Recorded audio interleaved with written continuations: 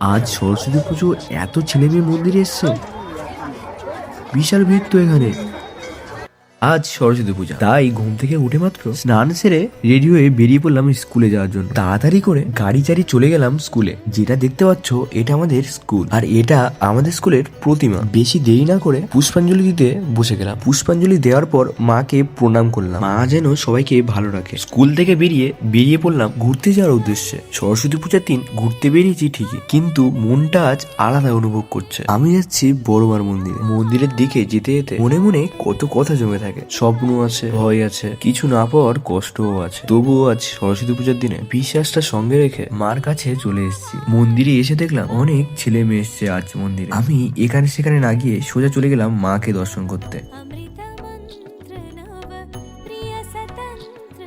মন্দির থেকে বেরিয়ে মাত্র আইসক্রিম খেলাম, ফুচকা খেলাম। তারপর ওখানকার সরস্বতী মাকে প্রণাম জানিয়ে মাকে টাটা করে বাড়ির উদ্দেশ্যে রওনা দিলাম।